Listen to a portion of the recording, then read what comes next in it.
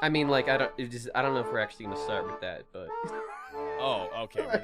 We're not starting. We're just live. You're recording. yeah, I'm live now. I'm recording. I have the live. I wish I could pop this soda can again. That sound was so fucking juicy and crunchy. Rip it and rip it, baby. Thank you, Kroger brand seltzer water, for sponsoring this episode. Oh, see, I have a Coca-Cola Zero Sugar Vanilla here. Oh, look at you, fancy motherfucker! You like your sugary carbonated beverages, huh? It's zero sugar, so. Oh, so you like your non-sugar beverages like me, except you do have the other kind of non-sugar sweeteners in there still. Yeah, I believe we've got some sweeteners still in here. Let's see, what do we got? What are we working with? Some carbonated water, some caramel color, some phosphoric acid, natural flavors, aspartame, which I believe is a fake sugar, potassium benzoate. Specifically in quotes, to protect the taste. What's it protecting the taste from? It's protecting the taste from your mouth. There's little gremlins in the can and they're trying to steal the taste. Don't let them take it. There we go. And then some other nonsense beyond that. But yes, we have some sugar substitute in there. Well, sugar substitute is fine enough. Yeah. It'll get us through the day. Which is all we need in life. Have you been getting through days pretty okay? Yeah, I have. It's been weird, but I'm getting there. Yeah. How about you? That's good, man. I'm surviving. It feels really weird not working all the time, constantly, every day towards something. Yeah. Yeah. I need to probably get harder working on my Japanese lessons, and also my teaching English in a foreign language stuff. Mm-hmm.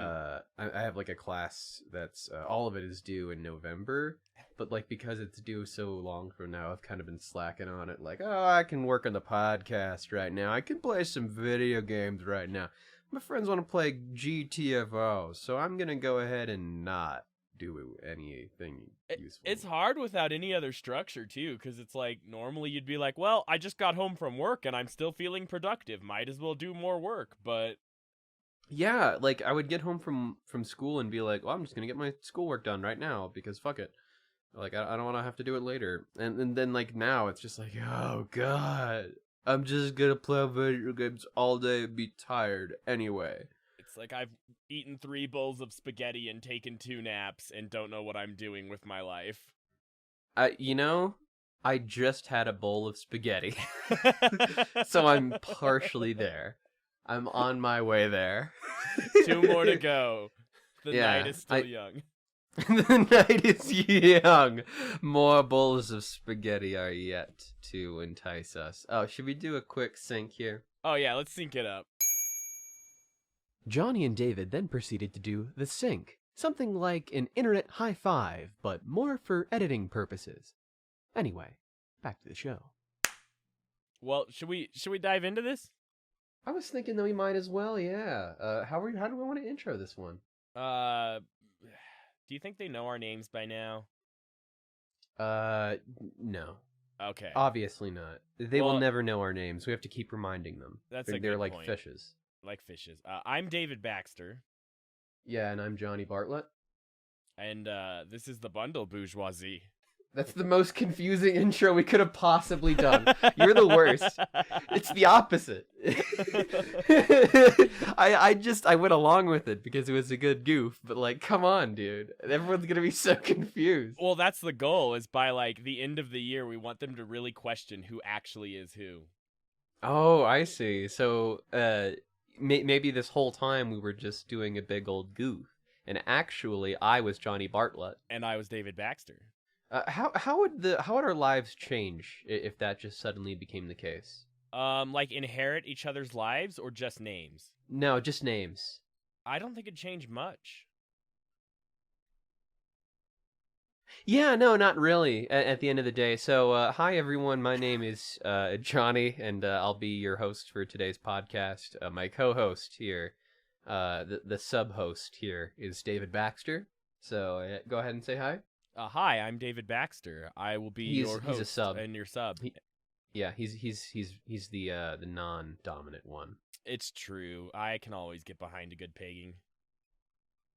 Well, on that note, we do the Humble Choice podcast, where we discuss all the different games that are offered with the Humble Bundle in the Choice monthly subscription. We're going to go ahead and introduce those games now. Grid 2019 is the first. The King's Bird is the second. Men of War Assault Squad 2 is the third one. Remnants of Naziath is the fourth one. The Messenger is the... What was that? 5. One. Oh, okay, thank you. 5. That was the fifth one, everyone. High energy.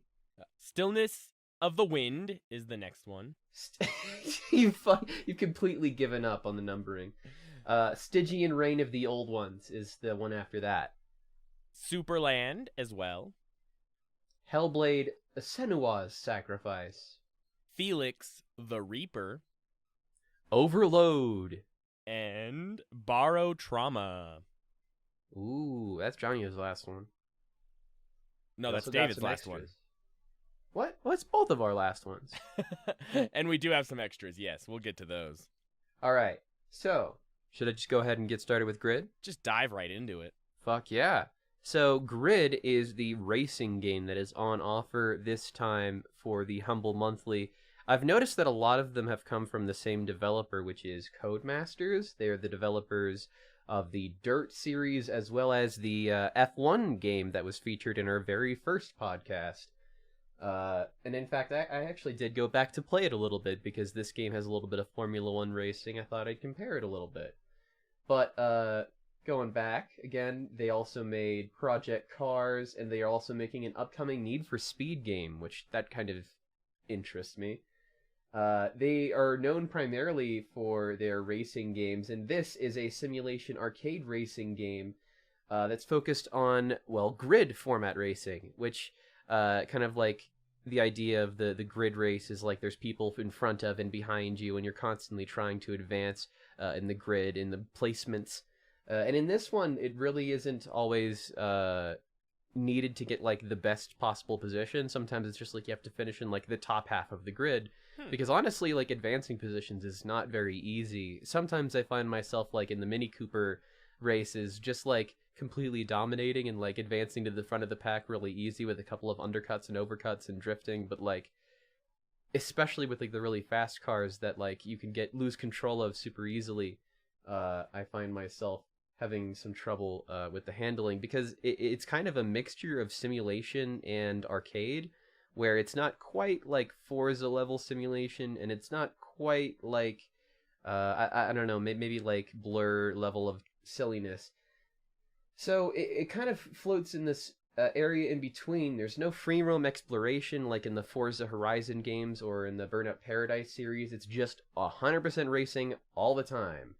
There's a whole bunch of different ways to race. There's like different sort of professions in the racing. Campaign has touring race mix, stock, which is like muscle cars, tuner races, which is all modified cars, GT races, which is like Grand Tour, which are high-speed cars that go long distances, and invitationals, which are all like very specific cars, like the Mini Cooper that you kind of get given to you as you enter the race. There's a lot of events to choose from. There are like 3 additional seasons in addition to like just the base level events that I've already mentioned. So there's a lot of kind of content to go through, but it is a little bit recycled, you know, to use a phrase that the game threw at me a lot. They cut some corners here. It seems like they're using a lot of the same tracks, and from what I've seen, actually some tracks from like previous games also, but not even as many tracks as like the previous games have had in the past. There's like less total tracks than there are in like Grid, Autosport, or Grid 2, which, by the way, this naming scheme for just Autosport games, it's completely bonkers. They have the first one just called Grid, the second one Grid or no, I think the second one it might be Grid 2. The third one Grid Autosport, and then they were like, fuck it, let's do another reboot. This one's just Grid 2019. I really hate it when games do this. Just call it Grid 4. They gave it the whole Doom treatment. They did. They really did. And like the Hitman treatment with like Hitman 2 and 3 now coming out soon. Anyway, we're getting off track a little bit. So there are a couple of unique mechanics to this racing game that are not in other racing games. Specifically, even in the other franchise, there is not a nemesis mechanic that's unique, where if you bump into somebody too many times, then they'll become your nemesis, and they'll start ramming into you whenever they have the opportunity to, and just body checking you. And it's really funny, because like I play this game kind of like I play Burnout, which is to say not correct. I kind of smash into people a lot, and really try to play aggressively in order to get first place. And I have had races where basically every single person behind me wants my ass dead. And I feel so funny just zooming past them and just seeing like this sea of red right behind you, knowing that if you slow down too much, then they're going to body check the hell out of you. It's kind of a cool mechanic. But it is a little annoying also. I was surprised to find out that in multiplayer that the nemesis mechanic is also there. I thought that it wouldn't be there, but surprise, surprise, it just shows up. Like, oh man, this guy's your nemesis, and you can choose to care about it or not care about it. But the AI cares about it. They mess you up. And speaking of multiplayer, the multiplayer wasn't really all that extensive. It seemed like a lot of fun. Like, from what I played, it was like you make one mistake and you're out of the race, basically. Really intense, really, really fun. No retry mechanic. In the main game, you can like press Y or triangle to sort of go back in time to retry something if a turn was poor. That way you can kind of like get into the game even if you're not very experienced in racing games.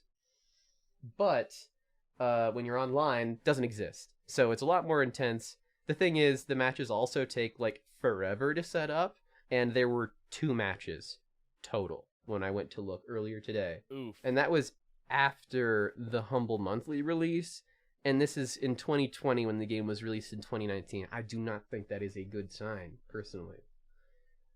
It has some mixed reviews on Steam, and I kind of get why, given that it seems to be like the black sheep of this particular franchise. There are better entries even in its own franchise. I realized, I didn't even know it, but I had Grid 2, so I went back and I played a little bit of that, and I had a lot of fun with it. There was a lot more customization options for your car. You were actually able to like kind of make it your own, and I actually felt like the cars that I did purchase were my own rather than just like things that I was given access to for certain races.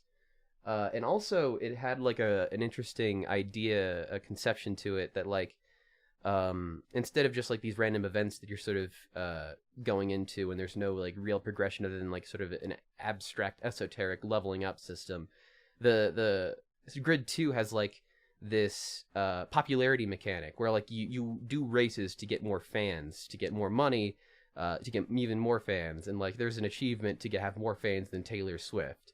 Holy shit.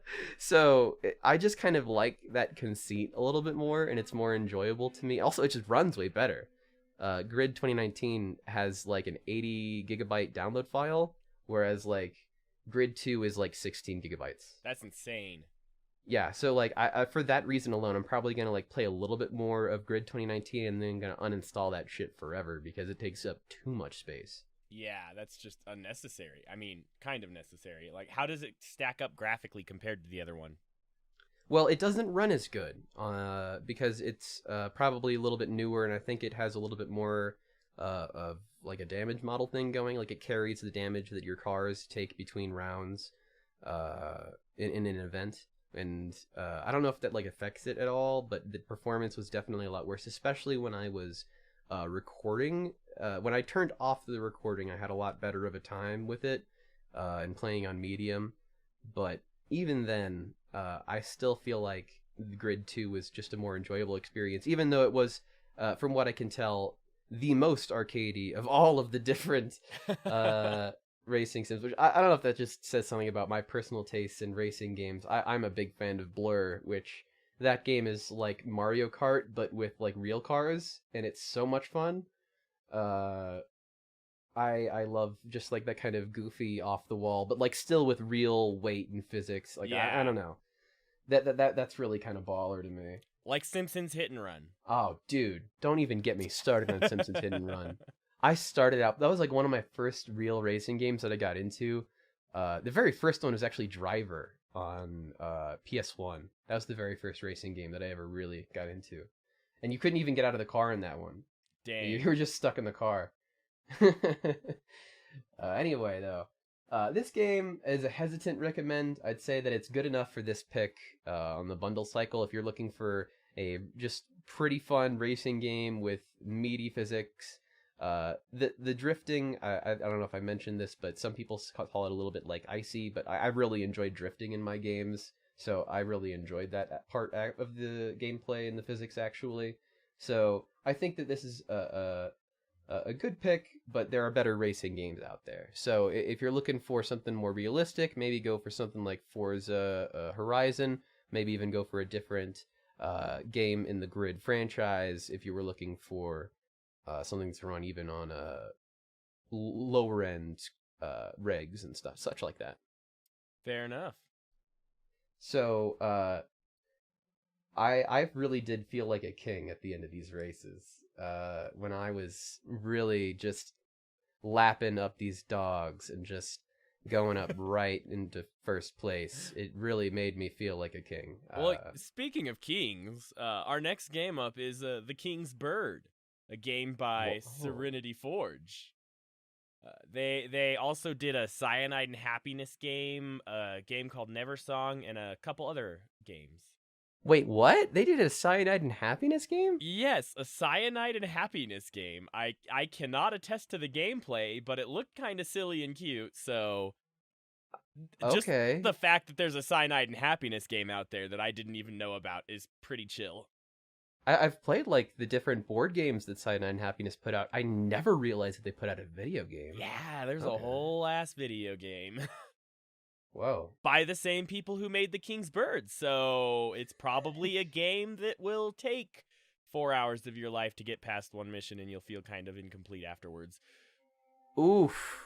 But anyways, we'll get into this. The King's Bird is a Twitch-based reflex platformer, and by that I mean it's a platformer that requires like precision jumps and quick reactions while you're moving through the level. It's a very visually stunning game, and it's centered around, you have two core mechanics. One is like a dash ability and one is a fly ability. So everything throughout the game is solved with these two abilities. You either like fly through different areas or you dash to build up speed to jump over things.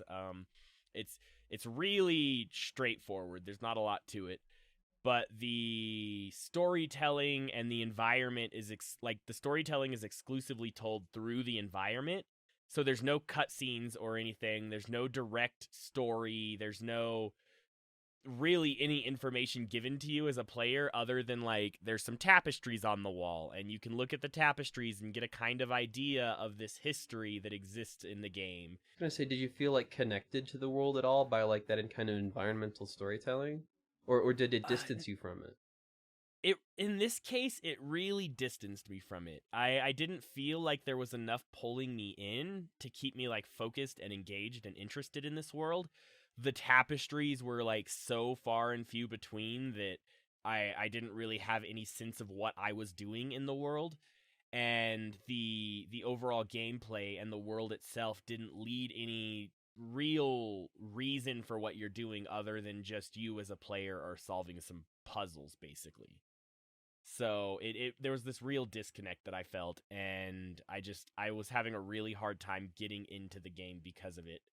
So it was definitely a struggle in that sense, and it seemed like there was a lot there in the sense of the world. They there was this sort of like mythos with the gods and the people praying to them constantly and like leaving objects for worship.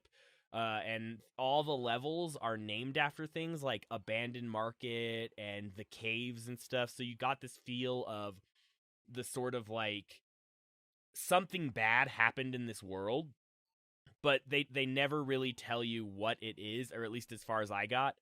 And getting further than what I got was really uncompelling based on how little I felt about the world and the gameplay to begin with.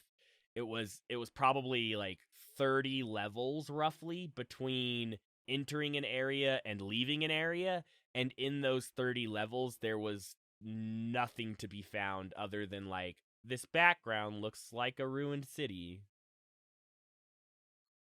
So, and I do want to like stress that like visually the game is beautiful, and the movement and the flow and the mechanics itself felt really good. It was challenging but not like terribly frustrating, and the way everything flowed together, and in some parts you felt really good playing because like you were dashing through this area at like crazy fast speeds, jumping over spikes, flying down pits, and then like there was a lot of momentum to increase your speed and get around the map.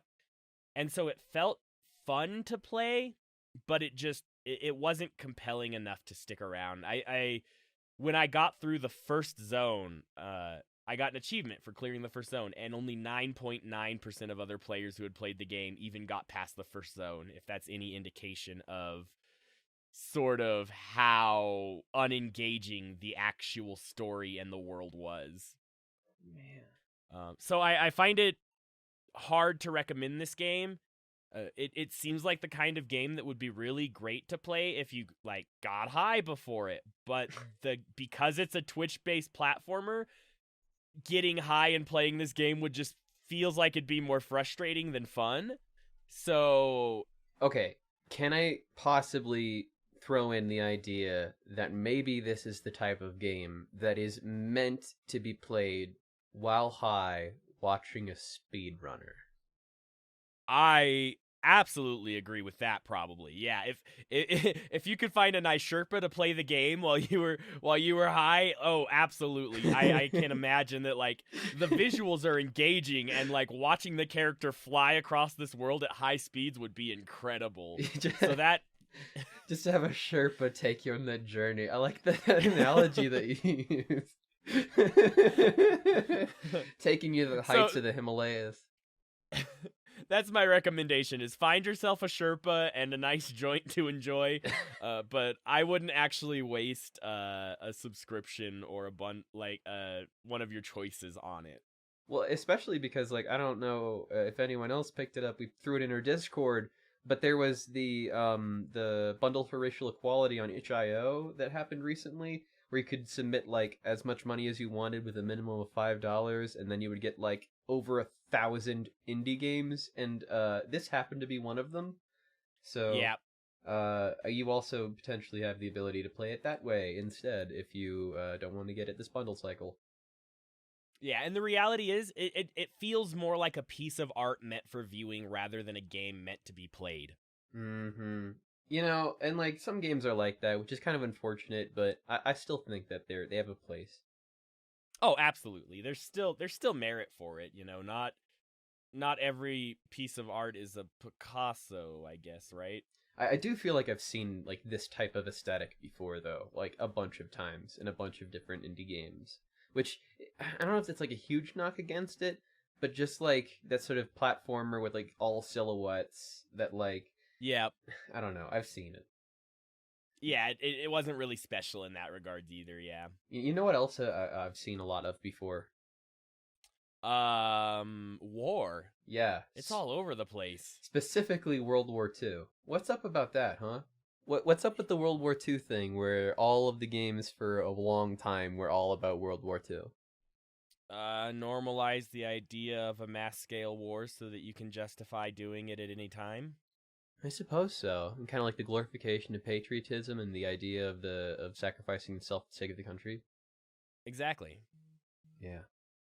So Men of War Assault Squad 2 is a RTS game made by the people who made the first Men of War game and Call to Arms, also known as Digital Mindsoft. This is a RTS game with a focus on individual soldier management. So if you've ever played Company of Heroes, that game kind of operates like each regiment you control as each sort of squad, and you don't control them individually. In this game, you control them individually, and they each have their own health, their own inventory. They have. Oh. All right. I'm gonna put away that line. Switching the drinks there. What was I saying? Yeah, so it's an RTS focused on individual management, as opposed to Company of Heroes. It has all of the DLC in the humble version that comes with this particular bundle cycle, which is pretty cool. There's a lot of content if you're into this kind of World War II RTS strategy game. This isn't exactly my favorite type of game, but one of my first PC games ever was Company of Heroes. So after a while, I did start getting into it and did have a good time with it. But I have to say, I nearly just threw this game in the garbage right away. Because the first thing that this game throws at you, if you go start game, is a stealth mission. And I have never played a good RTS stealth game. Not once. I can't think of a good RTS stealth game. And it's just not fun to play stealth. Like, eventually you have to get spotted, and then you get overwhelmed, and I just don't know what to do. I don't have the brain. I don't have the brain cells. And I don't have the clicks per minute. I don't have the StarCraft skills. And like, these games really stress me out because there's so much going on, and like, you can't pause it, like, if I was just able to like pause it at any point, so I could be like, okay, thank God, okay, now you go here, you go here, you go here, you defend this, you reload this, you like, and especially because of how much individual inventory management there is, where you can like loot dead soldiers and stuff like that, and take their equipment, and you can also find like random enemy tanks and stuff that have been destroyed, and then you can repair them and use them for yourself. Interesting mechanics like that.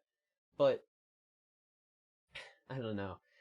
Especially because like the tutorial mission starts you off like, well, first of all, the tutorial is kind of hidden under bonus missions, and all of the tutorial text under like the bonus stuff in like the main menu is just completely broken. Like, it doesn't work. There's no way to like learn the game through reading. You have to just play it and figure it out now, which does kind of suck. But there's a lot of different scenarios, from assault to defense to the stealth, and you can play as a bunch of different factions, from the Japanese to the Germans to the Russians, blah blah blah. But the thing is, what I realized this game is really all about is that it's been out for 6 years, and it has really good mod support. So, people have made almost full conversions, not almost, complete conversions for this game, where, like, you can play through, for example, Call of Duty missions from an RTS perspective. That's insane. It blew my mind, because I was like playing through like Call of Duty 1, like all gillied up, and I could play through the mission that was like Homefront in Modern Warfare 2, that was like everything is like modern, and like it was just such a shock going from World War II to like the modern day, and like everybody has like all the modern equipment and such, and like you're fighting in like a residential area in a suburb basically. It's just like, it's so interesting to see campaign missions that you're used to seeing from a first-person perspective shown from a completely new perspective. And then, from like, I can just, like, 2 seconds later, flip the mod off, turn a different mod on, and now it's Star Wars. To flip the mod off, turn a new mod on, now it's Warhammer 40k. Flip the mod off, turn a new one on, now it's colonial era combat with horses and muskets. That's awesome. It's actually really cool how like endless the modding scene is for this, and I really think that if you're the type to get into that sort of thing, then you will really enjoy this game. Some of the missions were pretty finicky, especially the modded missions with like the mission objectives being like you have to clear out every single droid, and then I'm looking around looking for like the fucking last little droid that's hiding somewhere that I can't fucking find in order to advance the mission. Just stuff like that. That's like kind of weird and janky, but if you can bear with it, it's just really cool to have one game that becomes so many different genres. And I really didn't expect that going in. I honestly expected this to be kind of garbage and to me not really like it and just kind of bounce off of it. But I did bounce off a little bit, but not nearly as fast or as hard as I was expecting because of all the modded stuff and the other cool features. That's awesome. Yeah, so if you like military RTS games and you want to have fun with the base game or fun with some mods, then I'd recommend it, but otherwise, if you're not into that kind of thing like me, this is a safe avoid. So, you do a lot of avoiding in a lot of different games. I don't know how to fucking... That's okay. I'll pull something out of the remnants of that segue. Oh! Speaking of remnants, the remnants of Nazith. Nazith. I don't know how to pronounce this word. Who knows? I'm going with Nazith. It's a game from Tolga A. It is the second of the Twitch-based reflex platformers this month. They really hit those games hard. Yeah. And this was another one that I found is sort of lacking. There's not much story-wise. What little story there is, it's about like a dragon who died and scattered his remnants everywhere. Spoiler alert, the dragon's name is Nazith. Mm-hmm. And your cute little explorer boy finds one of the remnants of Nazith and is given a weird dragon claw grappling hook. And so, like, there's some maybe themes about, like, power and the way it corrupts and exploits, but it's literally just in the opening cutscene to justify the mechanic, and that's it. Mainly, it seems like it's, oh, cool story here, wow. Now you're Spider-Man, go jump. Exactly. and that's what this game was. It was Spider-Man the game, Spider-Man the speedrunning game, really. Yeah. And the game, though, it had this really cool mechanic. It was built around speedrunning almost entirely. So you could tell the developers, like, wanted to focus on this sort of, like, reflex platformer that was heavily ingrained in speedrunning culture. And you have one core mechanic, and it's to grapple. And so you're, like, swinging across the levels, avoiding spikes and stuff. But every level has a leaderboard for times. And every leaderboard was cleared like in 7 seconds or less by the top person. Of course, and it's nearly impossible to break that record. Even attempting it feels like a foolish errand. My times were like 32 seconds, and I felt like I was going as fast as possible in those levels. Yeah, that's how it always is with those like precision platformers. Like I played Dust Force, and it was the same way. I enjoyed that game for a while until it got too hard. But, like, always looking at the leaderboards was just like, I'm a failure. It's so soul-crushing. And even, like, the little animated, like, silhouette dude that shows you how to go through the level was going, like, 6 times faster. I couldn't even keep up with him. So I'd get to a part and go, oh, guess I gotta figure it out because the tutorial dude's beating the level already. Like, that's how fast I'm supposed to be going? Oh. Yeah. And, like, just, like, micro pixels of differences in where you hit your grappling hook changes, like, the velocity of your character so much that, like, it's insane. So, and they, like, but the game has, like, a designated, they have the campaign mode, and then they have a designated speedrun mode, too, that's literally just, like, fly through it as fast as possible.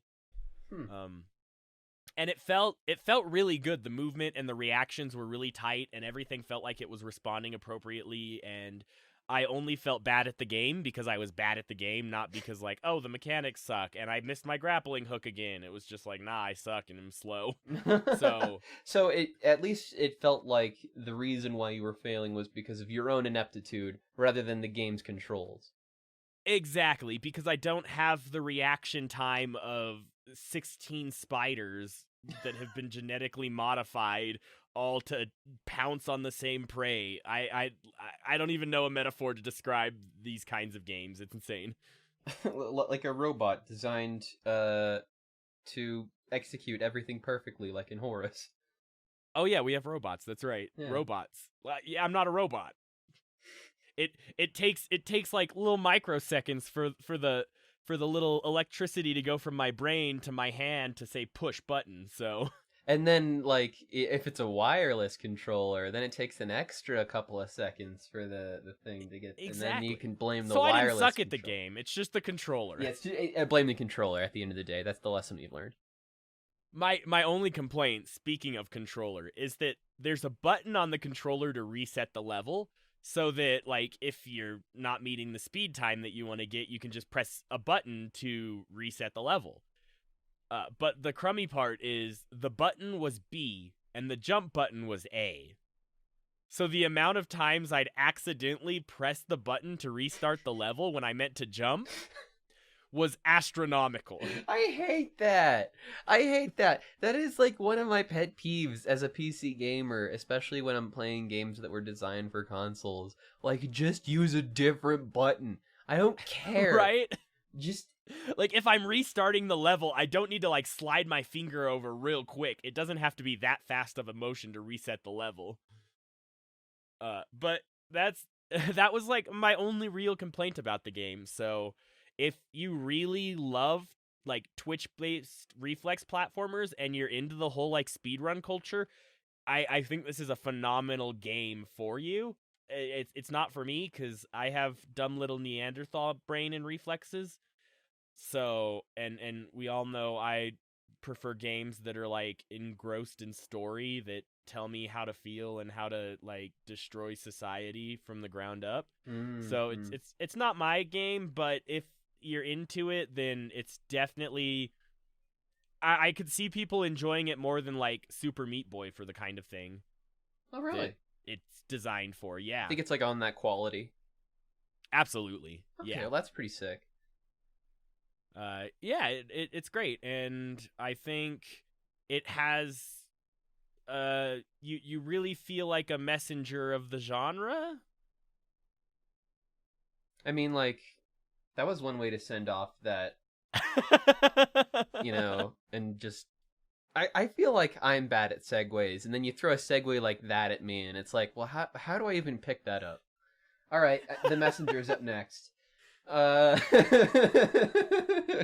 It is the very first debut game released by Sabotage and published by Devolver, so this is the Devolver game of the bundle.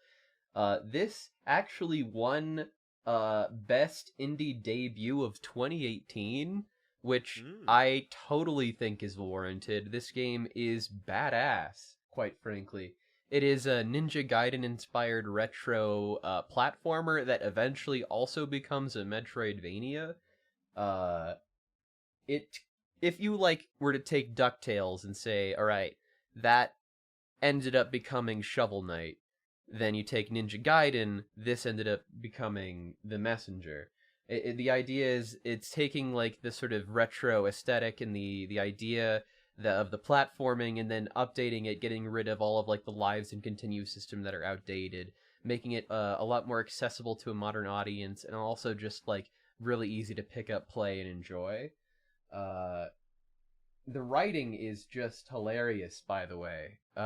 Like, from beginning to end, this game had me, like, engrossed and laughing, and, like, it breaks the fourth wall a lot, but it usually feels warranted because this game is so much a game about, like, these older kind of NES games that, like, when it kind of does these in-jokes or these little gags, it never feels like, oh man, where did that come from?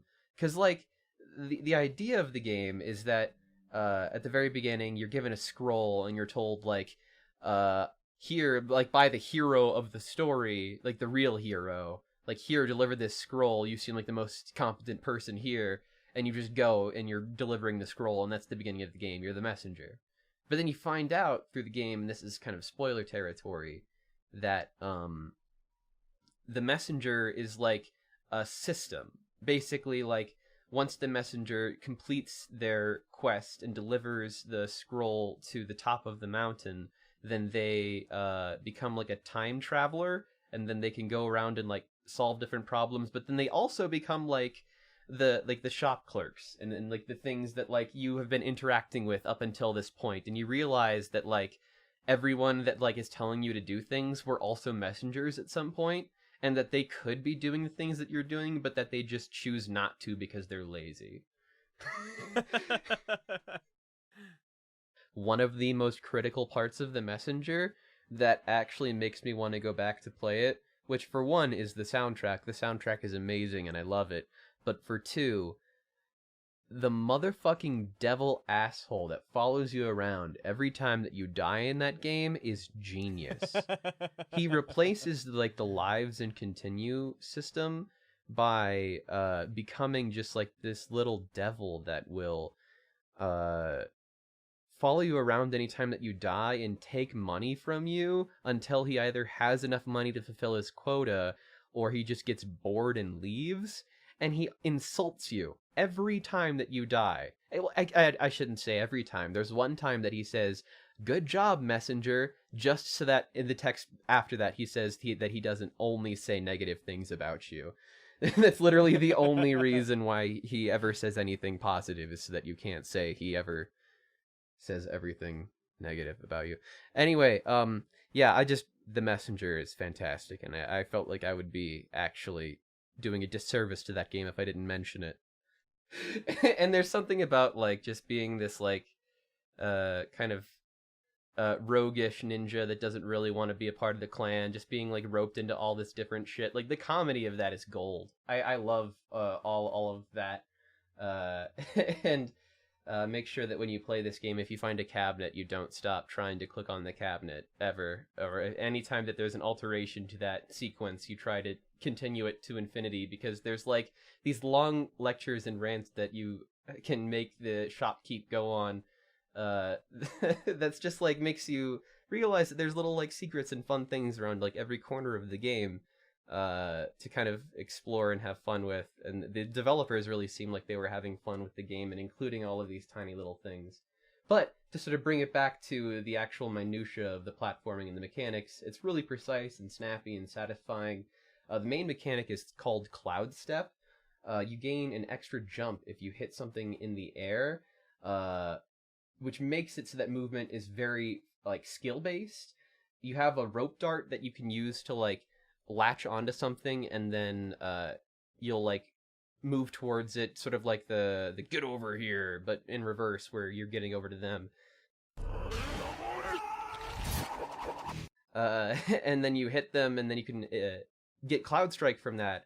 And so you can kind of get into these long chains of just like hitting enemies, jumping, rope darting, hitting enemies, jumping, and certain bosses require that like level of staying in the air and not going down to the ground.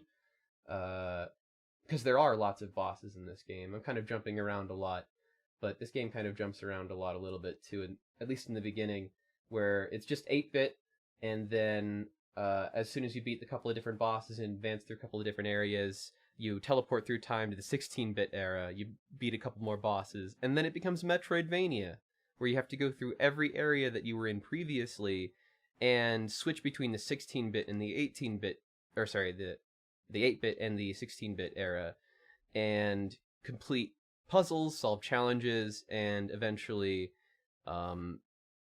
collect all of these like note fragments, I guess, as the now esteemed messenger, who you find out actually the scroll, the thing that you were like traveling around with at this point in the game, was actually a map, and you had just never thought to open it before. There's something very funny about that just like, he's like, dude, you never opened it? You carried it all this way, bro.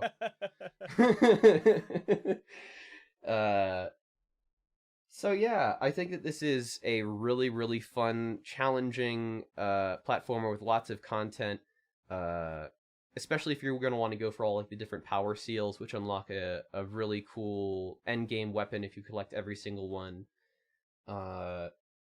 So for completionists, especially, I can imagine this kind of game would be like the kind of thing that would keep you up at night wanting to play until the very end. I think I'm going to continue playing it, but between this and Horus, I'm like a little bit burnt out on the precision platforming, huh? I don't know if you are too, but just like it's stressful, man, and especially having to do it in like a time crunch for the show. Yeah. I just kind of stopped trying to get to the end of the game, and I just started trying to have fun as much as I could because like there was no way I was getting to the end of this game. It's pretty tough and stressful, but it's a lot of fun. Not every game has to be super tough though. No, some games are just about like living life, sad and alone, just Being embracing the stillness of the wind, Oh, there it is. which is our next game. Game by Memory of God or Lambic Studios. It's a relaxing like point and click style game. So it's literally just like click on an object, use the object on the thing, move or click to move, talk to a person, interact with a thing. It's a very very slow paced, super chill game. It's like it's almost therapeutic the way the game plays. It's very repetitive actions. It's very repetitive daily chore. Like the whole game is centered around you are the last person on your farm. Your whole family has moved away. Everyone else has passed away. So it's just you alone taking care of your farm. And so you do daily tasks like you milk your goats and make some cheese. You get the chicken's eggs and make some eggs. You plant some seeds and grab some water and you water your seeds. And that's what there is to the game. It's really low key and really repetitive. It feels like you're doing your daily chores and doing your daily sort of tending to your farm. It's like it's Animal Crossing, but designed to feel more realistic, I think. And the game's really focused on these ideas of like loss and leaving home and losing the people you love. Like everything you can interact with on the farm pretty much has some sort of story about how your father built this thing and now he's dead, or like this is the grave of someone I cared about, or this was my friend's stump that he used to sit on and now they're gone. And throughout this whole thing, you're getting letters from your family that like moved to the city to go to college and graduate, and like they're working on their own lives, and the letters get increasingly darker and darker, and you're still just stuck alone at your farm doing your work every day. It feels like this sort of constant reminder of the loss that we have in our lives and the loss around us. And it's it's really it's a very light-hearted, dark game, kind of, it felt as I was playing it. Hmm. The only kind of solace that you have is that like the mail person comes around every day and you can talk to them, you can chat with them, they bring goods to trade, so you can like trade your eggs for another chicken, or and they bring your letter every day that has something new from your family, and you're just there tending to your crops. That like it kind of makes me feel like maybe this is sort of what it is like to be an old person during coronavirus right now. If you're like living I alone in like a plane or something, like out in the wilderness. I Like, honestly could feel that. Like it felt like it felt really lonely. Like everything about this game is designed to make you feel lonely, it feels like. And I could imagine that like that is probably the exact same thing that like your grandparents and stuff are going through right now with COVID, with like there's no one in the house. All they have to do all day is just like what they do every day, and they're just waiting for a phone call or waiting for a letter so that they can have some sort of interaction with you. right, because they can't see anybody in person because they could be at risk, and like at that point, the only person that you end up seeing at all is the postman. Exactly. I honestly it feels like a good game to play if you want some like empathy and understanding of what that struggle is to just be living in a world and slowly losing everyone around you. Damn, man. So would you recommend it? Yeah. Absolutely. It's really hard cuz it's a really slow-paced game. And so you'll feel like you're doing nothing a lot, but I think that's the point of the game, to make you feel like you're in this sort of repetitive rut trying to get out, doing the same thing over and over again all alone. And so I think that's the intent, and you really have to like sit down and embrace that and just go with it. I have a hard time sitting around doing nothing, and so it was really hard for me to get into this game, but I think it's worth trying to power through, you know, your modern day information era induced ADD to just like play this game and experience it. Right. So especially for the right kind of person that's kind of more into these slower paced, more artsy kind of contemplative games, perhaps that's sort of the market that would really hit with this game. Oh, absolutely, absolutely. And it's a great way to play, to just like feel some empathy for everything going on right now, and people who are older and dealing with this kind of loss right now. Hell yeah, man. Yeah, it really cuts at something like deep and dark, you know? Darkness. Stygian. Stygian. Stygian Reign of the Old Ones is a game by Cultic Games. It is their debut title as well. We've been getting a lot of those in this particular bundle. Yeah, I believe of all my games, only one developer was like an in progress developer. Everyone else seemed to be fresh faced people. A good amount of the games that we've covered in general over this podcast have been debut games, which is just very interesting. I'm glad that we're getting exposure to these games. But at the same time, it also means you're getting to see the baby steps that these developers are taking. And they're not always perfect, which is basically how I would describe Stygian. Not perfect. I put the most hours out of any game by far into this one. I think it's around like 24 hours that I put, a little bit over 24 hours into this game over the past couple of weeks.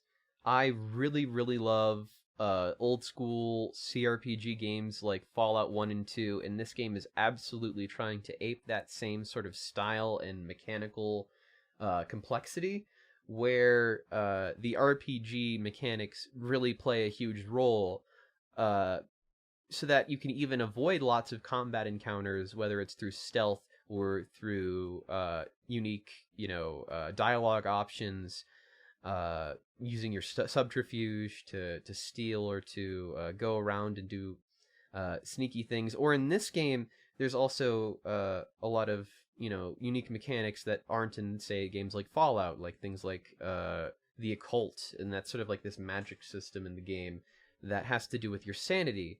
So whereas in Fallout you have to worry about your sort of radiation and your health, in this game, because it is everything to do with Lovecraft, in that sort of realm of horror, you have to worry about maintaining your sanity.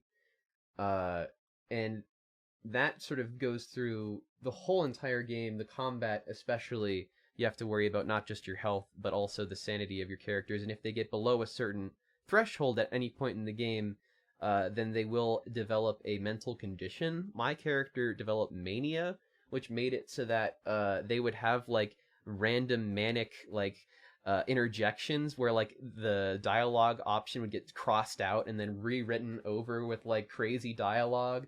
And it was really funny That's to so see. cool. Yeah, it was really funny to see people's reactions to like the more manic dialogue options. And that, of course, only came about because my character had suffered enough in the game to sort of create this state. And a lot of this game is really about making you feel like your character is suffering, and it's just about surviving, really, to the end, as long as you can. More drawing again from the comparisons for Fallout, caps, which never really made much sense to me as a currency. I never completely got why bottle caps would suddenly one day be recognized as everyone is suddenly having value over other currencies. But cigarettes immediately make sense as a currency, because cigarettes are already used as currency in prisons. And in this game, the setting is sort of like this New England town of Arkham that is suddenly one day just plucked from reality and set into this Lovecraftian sort of nightmare hellscape, where on the Black Day, just everyone who was just able to maintain sanity was just stuck in this tiny town that only had basically a mob and a cult to form the different power structures in the town, because the police was almost immediately demolished in the ensuing riots and chaos. And so actually, I scratched that. There is a third power structure. There's like a Native American tribe in the game that you can interact with, but literally they've just adopted like their old isolationist policy of just like, fuck any Westerner we see, we are going to kill them and scalp them because we don't trust them. And they are by far the best off out of anybody in the whole game, from what I can tell, which is really funny because they have this like, they like, get the fuck away from us, we don't want to have to deal with the cult or the mob. But because of that, as the character, you try to enter their domain and they just instantly attack you, and like beyond like a warning that they give you once, if you try to go back there, they instantly attack you. And there's like no other interacting that you can do with them otherwise. You can like wipe them out if you wanted, but they're just like there otherwise. Combat in this game is very similar to Fallout. Again, it uses like a turn-based AP system where you have a certain amount of action points that you spend for different actions, whether they're like casting spells, moving, or shooting somebody or hitting somebody. The goal at the end of the game is to find this guy who appeared in your dream at the very beginning of the game called the Dismal Man.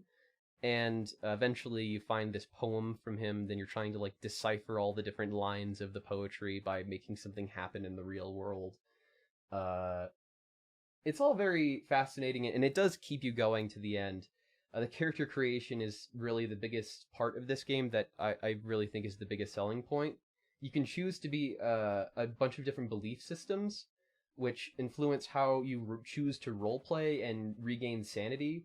Like, if you choose a dialogue option that fits within your belief system, then you regain sanity. So, for example, the divine role player would, like, always choose the option that has to do with, like, I submit everything to God. While, like, the esoteric one... Actually, no, the humanistic one was what I played, and everything that I did was just like, but people are good, right? Humanity is inherently good. Even though, like, it was so hard to be a humanistic person in this game because everything is awful and people are just constantly trying to kill you or drive you insane. But there's the divine, the nihilistic, the materialistic, the rational, the humanistic, and the esoteric. And then also archetypes matter. You can start out as, like, an academic character, an aristocrat, a criminal, an explorer, an investigator, an occultist, a performer, or a soldier. And these all have, like, sub-archetypes that affect your character. I started out as a performer, and I didn't invest at all into either science or the occult, because, like, I had a partner that did science and another partner that did the occult, and I figured that was fine. And I got really far in the game, I'd say around, like, 2/3 of the way through the game, until I got to this part of the game that required me to have at least 3 occult or 4 science. And my character is depressed right now, which means that they have no way to, like, they gain 1/4 the amount of experience as normal, and there's no more quests left. No. And the save system in this game is broken. It gets rid of old saves, and you can't like choose to save over an old save. It just saves and then gets rid of a previous save. So you're just stuck a lot of the time in these like really long, like really far down the game, and then you'll just have an entire character that's just broken. You can't do anything with it. That performer character that I was doing is now busted. I cannot progress in the game anymore because of that arbitrary gate. And because of that, and also because of things like bugs that I've been experiencing all over throughout the game, I can't like recommend this immediately to... I want to say to anyone, but like I know that I enjoyed this game, and the writing is good, and I know that like especially if you're into Lovecraft, this is a really good take on Lovecraft. Lovecraft is problematic in his own way, but I feel like this kind of the idea of the otherworldly horror in his writing, I still think is interesting in and of itself. Absolutely. And there are moments of the game that like really hit on that really well. Like this is a bit of a spoiler, so you probably shouldn't listen to this part if you're planning to play the game, but there's this guy who promises you an escape out of Arkham, and you help him out a whole bunch, finding a whole bunch of different parts for him, and then when you finally give them to him, He turns out to be a bug man, and he tries to kill you and take your brain. And it turns out that the thing that you were assembling was a brain canister for your own brain. That's so good. But then after that, you go into his basement and you can have a conversation with the different brains that he has captured. And some of them have been there for like millennia and have just been seeing nothing but void, but have been witness to like multiple generations of violence and atrocities. And so it's just interesting, like that's so cool. Like just the idea of that. And or like one of them like was this fresh brain that was freshly put in there, and he was like, "Please kill me." And you have the option to kill him or the option to like take him with you, and you can like craft something out of him if you want to, I think. Like that's so much fun. So it's more about exploring the sort of ethical ramifications of being in a Lovecraftian world, because like Fallout was originally called like a post-survival or a post-apocalypse like ethical something game. The thing I was trying to stammer out right here was Fallout, a post-nuclear role-playing game. That was the name of the very first title in the series. Like exploration of ethics in the post-apocalypse.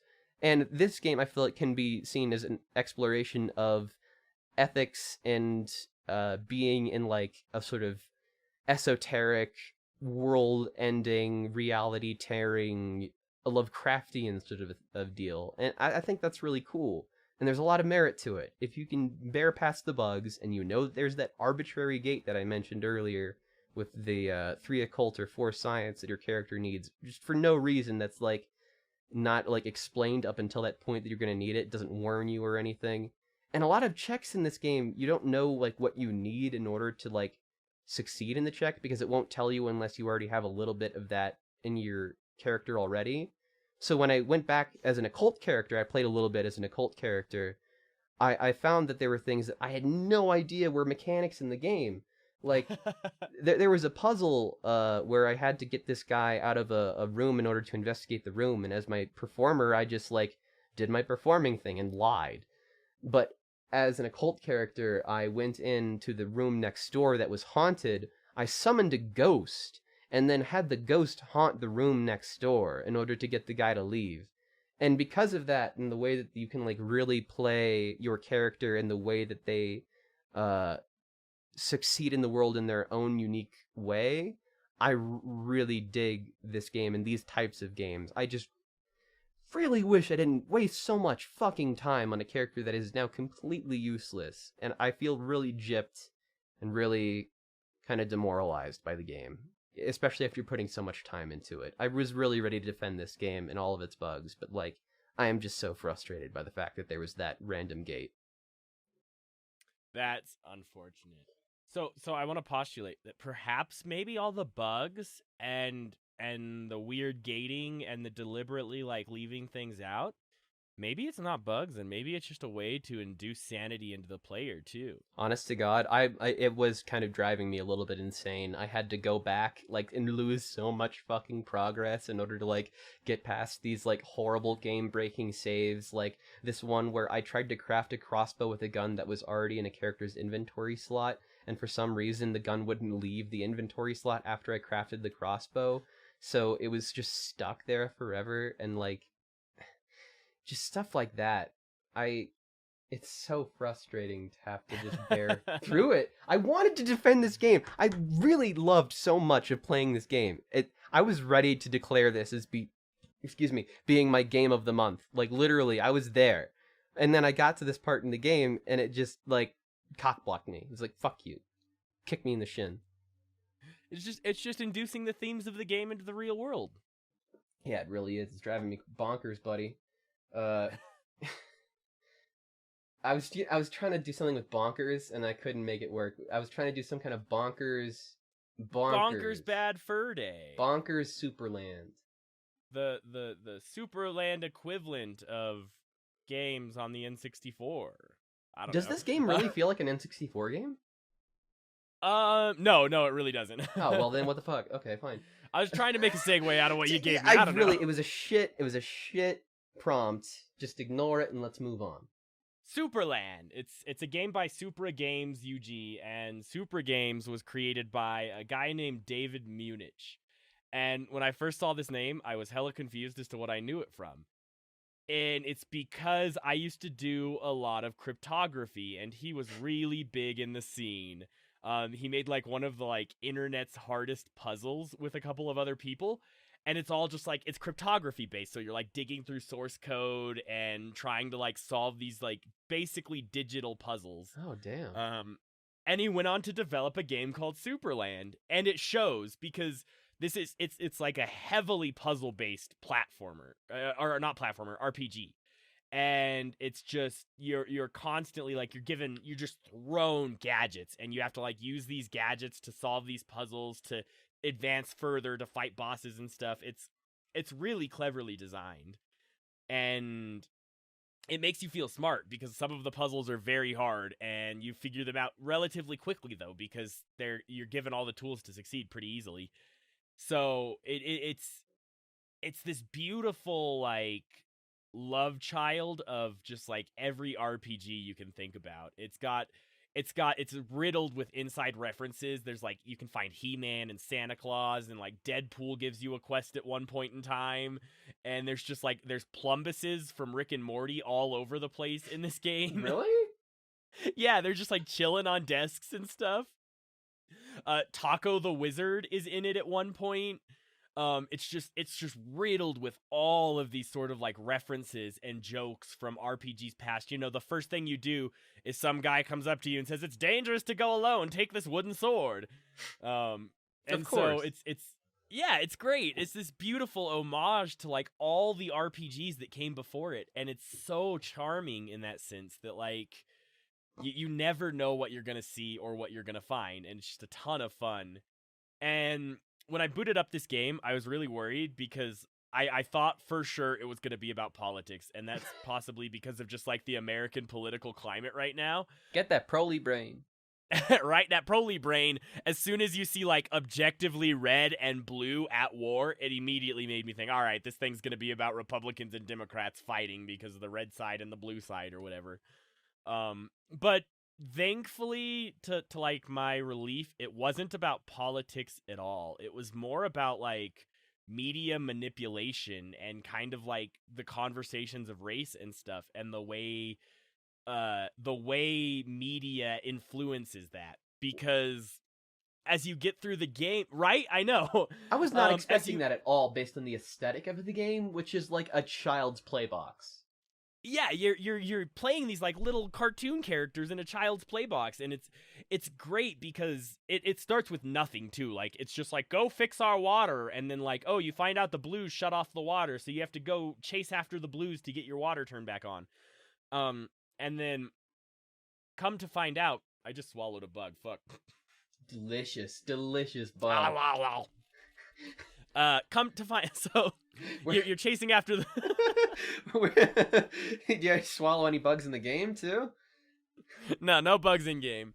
So you come to find out though that the king on the blue side has been convincing all of the blues that the red are terrible people. Like he's just been making up stories and sharing them with his entire kingdom about how terrible and awful the reds are.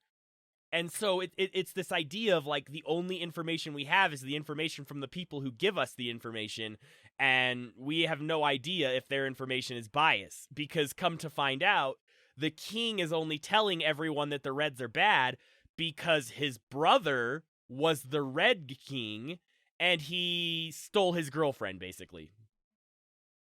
Oh, and that's what incited all of this was like, you stole my girl, now I'm inciting a race war. Exactly. That's exactly right. Holy shit. Okay, well, cool. So yeah, it's got all these really like interesting subtle themes about like media's portrayal of race and like how that plays in our world and everything. Hey, wait. And it was really refreshing and fun to see that take on it rather than it being like it's a political struggle. Just the way that you are describing this and the way that I'm now recontextualizing previous things that I've played. Is Mario a tale about gentrification? Oh, absolutely. Oh my god. And like a race war, like starting between the Koopas and like the Toads, and like yeah, it's all about Mario trying to colonize Bowser's kingdom, man. Oh my god. Oh my god. Mario is just a giant race war analogy. I now get it. I understand. I've been red pilled. Anyway, please continue about this very good game. This very, very good game. It's a lot of fun, and you find, like, as you're going through the game, you're given all these tools, and there's this sort of like Castlevania style backtracking where you get these upgrades and these new abilities, and you can go back to other areas and discover new things, and it's a lot of fun in that sense that, like, it's just this giant, mostly open world sandbox, this playground, and it's literally that. It's literally a child's playground that you're running around, solving puzzles, using all these tools that you find throughout to, like, further advance in the game, and it was just so charming and so much fun to play that, like, I when I downloaded the game, I sat through and played it straight through in 2 days and beat it because I was having that much fun with it. I remember that was like right at the beginning of the bundle cycle, and you just plowed right through that game. Yeah, I want to, like, once you beat the game too, it like pops up and it's like, if you want to be an obsessive completionist, here's everything you got left to do. Oh. And so, like, I kind of want to go back and find the rest of the stuff and finish this game to completion just because, like, I was having that much fun with it. And a DLC is coming out soon, so. Ooh, I do like the DLC. Yeah, I'm very excited for it. I am definitely going to pick it up because, like, this game is 100% worth it, even if you're just playing it as, like, a charming homage to, like, RPGs, because it captures that sort of, like, youthish like glorification of RPGs in, like, a way that doesn't feel crummy. It just, like, you're just revisiting your childhood in this game, basically. Does it feel like a kid's game? No, I mean, it doesn't feel like, it's not terribly difficult. It doesn't, like, but it doesn't, like, hold your hand at all. It you drop into the world and there's no tutorial because it's an RPG and you already know how to play them. And they don't tell you, like, at most there's little hints that people give you through, like, in-game characters will give you hints on some of the puzzles and stuff. And that's the most there is in sort of, like, hand-holding, and it doesn't feel childish. It doesn't feel incredibly difficult, but it does feel rewarding and challenging still, even as, like, an adult. Hell yeah. But it definitely also feels like a great game you could use to introduce a new generation to RPGs. You know what else is a really, really great game to introduce people to potentially, like, a whole bunch of different things, like action games and Norse mythology, and maybe even, like, the perils of schizophrenia. God of War? Yeah, that's the one. It's about Kratos, and a guy who yells at things and has a son, and he goes, "Boy!" No, this is Hellblade, Senua's Sacrifice. This is a game by Ninja Theory. I've heard them called a AA developer before, because they're kind of an in-between between a AAA high-budget developer and an indie developer. They started out with games like Heavenly Sword, or I think it was actually called Bleeding Edge. Or no, actually, no, that's their new game, Bleeding Edge. And then also Enslaved, Odyssey to the West. But this is a really, really great game. In fact, if you're a fan of games like God of War or Uncharted, those kind of, like, heavily scripted but very cinematic first person, or not even really first person, but just character action games that take you through a really awesome story, this is right up that alley. I would describe this as being like a Viking schizophrenia simulator. You are immediately engrossed into this world from the start of the game in this, like, extended rowing sequence by the just world-class audio engineering. I had to listen to this with headphones. I like almost ran into an issue where, like, I nearly couldn't listen to it at all with headphones because I had some technical issues on my front, but I was so glad that I did, because, like, the whispers in your ear and the voices that just kind of hit you at every angle in one ear and then into the other, warning you of danger when you're in combat, but also just, like, in this opening sequence, like, like saying things like, "They're watching, have you seen?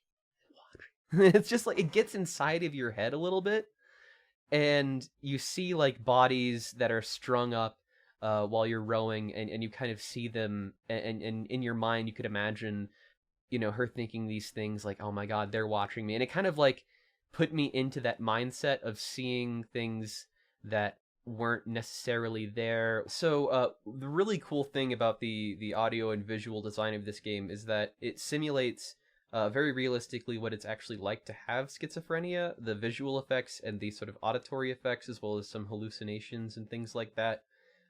We discovered a condition called polyplopia. We didn't even know existed, just because while I was playing at Johnny's house, Johnny mentioned that like it was just interesting how the lights kind of patterned and reflected upon itself, and then we were kind of curious, like, is that a symptom of schizophrenia? And then we looked it up, and polyplopia turns out totally is a symptom where you see multiple copies of an image as you're sort of wandering by, and it turns out that a lot of sort of visual sensitivity is associated with schizophrenia, and all of that was just completely derived from the design of how everything looks and feels as you're wandering around this hellish landscape.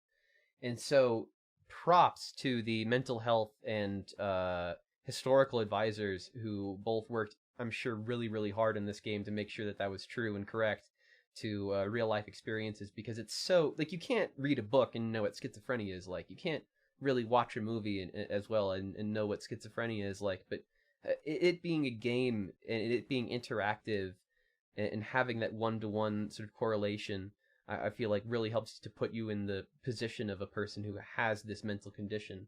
And in the combat is where it gets really exciting, because things will kind of appear and disappear out of your existence as if you're kind of seeing it for the first time, and then things will usually be grotesque and horrifying, as if like your mental condition is sort of making everything more terrifying than it even is. And the way that you solve puzzles in the game often doesn't make any sense. It breaks logic.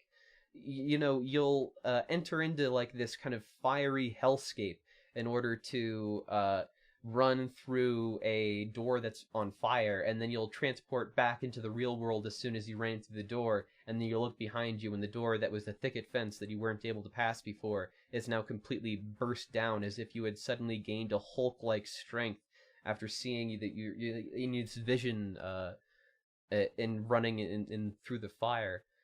And it's just fascinating, sort of you thinking about how like what must be happening how it might be happening in real life, and how it's being represented in the game, and the sort of disconnect between what I'm believing is happening and what the game is telling me is happening. And that was really, really cool. And it is a very cinematic game that like hooks you by the fucking teeth. I've gotten past the first two bosses, and I've gotten to the bridge of hell, which I promptly fell off. And since then I've been like working on getting my sword back by doing a whole bunch of mind trials and stuff. But there's still a lot of the game left, and I gotta say I'm definitely going to be finishing this one. I think it's probably, I don't want to spoil anything, but it's a really, really good game this month, I think. It might be one of the best games this bundle. So you deal with death a lot in this game, and death is actually quite a common character in a lot of different literature, isn't that right? Yeah, death actually dates back to like the sort of Judeo-Christian origins, and you find out a lot about that in Felix the Reaper. This is a really freaking interesting game from Kong Orange. It's entirely a puzzle game. So you're like navigating through shadows to move objects to change the way the shadows cast, so that you can get them into certain places to ultimately kill people. Because in this game you are an agent of death. And I found the game pretty dull and boring to begin with. It's relatively easy. The puzzles aren't terribly difficult, and if you get stuck, there's just a button that you press to show the next step, and you can fly through them pretty quick. And there's only 5 sets of missions with about 4 in each, so there's like 20 puzzles to solve. But what I realized when I went back to play it, just yesterday actually, was that at each set of missions, there's a beautiful little thing you can click that gives you a ton of lore about death itself and like the history of death and where it came from and why we sort of have the takes and beliefs on death that we have now. And after reading through all of this information about death, I came to the realization that this game isn't about the gameplay itself. It's a love letter to death. It's just meant to be a beautiful piece of art showing how death has evolved and what it means to us and our society. And I found that really charming in this idea that in a couple of the things they mention the history of the Danse Macabre, which is the dance of death. And it's this historical movement that death went through, and this idea that like dance is heavily tied with him, and death is a dancer, and he dances with the souls of the damned, basically. And there was this surgence at some point in history where all of a sudden death was represented in this way. He wasn't represented that way before, but then like we can track the date at which we started to bring this Danse Macabre in, and plays were written about death dancing and books were written about death dancing, and it continued to inform this sort of idea of what we believe in with death. And sort of it took the idea from this four horsemen of the apocalypse going to murder everyone, death is bad, to this sort of romanticizing death, and like he's a kind person, he's a gentle soul, like death is a dancer, death is creative, death is caring. And that gave birth to the death and the maiden, which was the representation of death finding love. And this idea where we started representing death not as something that people feared, but something that people embraced. And we can track that history of like when we see in the imagery like women starting to lean into death and death starting to be romanticized a little bit. And there's this like death is kissing people's necks and cradling them in his arms. And it's this beautiful transition that I had never even had any idea about. And all I think about when I think of death is just like Skeleton Man, Grim Reaper. But yeah, there's so much more to it, and it's gorgeous. And that's what this game is. It took the Danse Macabre and the death and the maiden and brought those sort of myths and ideas to life in a very modern sense that's just really fun and charming to see this take on death. Just seems like a very, very fun exploration of the motifs and themes surrounding death as a character, a literary device throughout history. Exactly. That's exactly what it is. And there's all kinds of... It goes beyond just text, too. In all these files, there's images and pictures that they found of death to track the history. And they talk about books about death and, like, famous plays and books and even other video games that depicted death. And they're like it's telling you, like, if you want to know more, like, go to these resources, read about death, find out about him, embrace the culture, like, learn about death. And it's really cool because it takes, and it brings a very modern take on it too, and how we see death today. And this idea that we as beings have become too educated to believe in fantasy skeleton man. And so we've started to sort of create an ironic look at death, and like we joke about it more so that we can have that representation still, but also be detached from the physical representation. Like, we can believe in death because we're believing in it ironically, which is really a really fun and interesting take that I hadn't even considered about the way we view death in our society. Right, and I think I mentioned earlier, just because the Discworld depiction of death is so iconic to me, that apparently that was a fixture in the game as well, and sort of like a turning point of where people started to see the ironic version of death, and sort of like death as a character and a human person, more like more came into being. That's exactly what they mentioned basically in the game, and it's very fun. And I learned a ton about death reading through all this, and it took, it took 20 minutes. It's probably nothing you can't find online, but like all the information was there. It was gathered. It was presented to me. And so it was really fun learning about that, reading it, and then seeing the presentation and their take on death side by side that still paid homage to these older tropes about death. Really damn cool delivery method then. Exactly. It goes back to sort of our idea we talked about last month with the games as information and knowledge and teaching tools, and less about gameplay and mechanics. I love that, man. I think this might be, like, weirdly the most educational one out of the bunch. Because, I mean, like, you can learn a little bit about World War II from Men of War, I guess. But... Oh, yeah, it's incredibly educational, and you'll learn so much. And, like, I feel really passionate and excited about death now because I played this game, which is so weird to say. Huh. That is really dope, actually. I think I might actually give this one a play from your Steam share.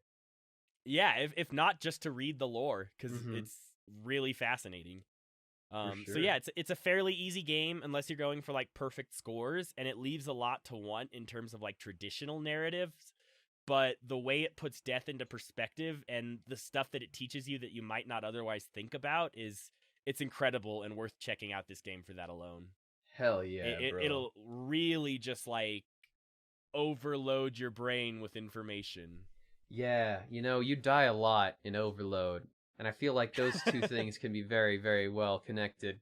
Let me tell you a little bit about this game here. It is a game developed by Revival Productions, LLC. Overload is a 6 Degrees of Freedom shooter.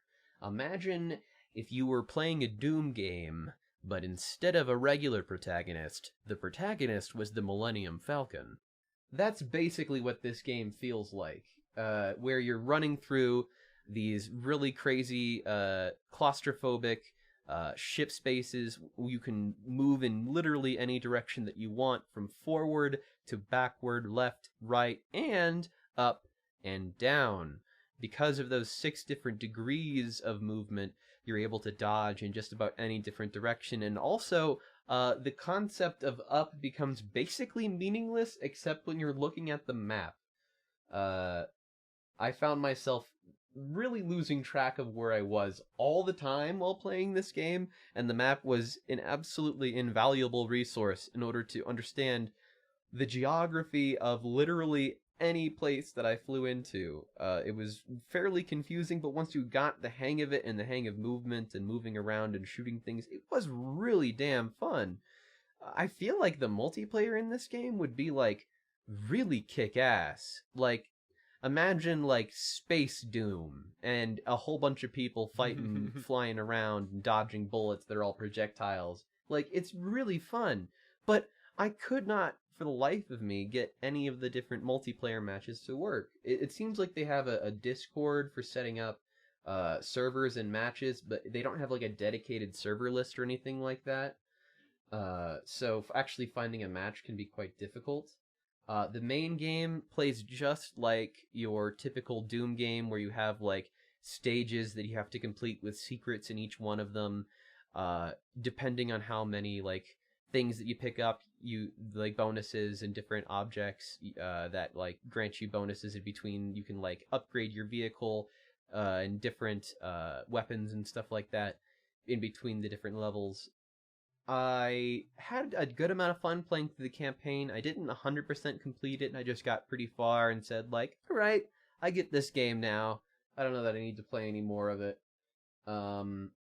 Again, I feel like I might want to dive back into this game if I had a bunch of friends to play it with, because this particular version that you get with Humble actually is a DRM-free version, so you can install it on a whole bunch of different systems and probably play it locally really easily.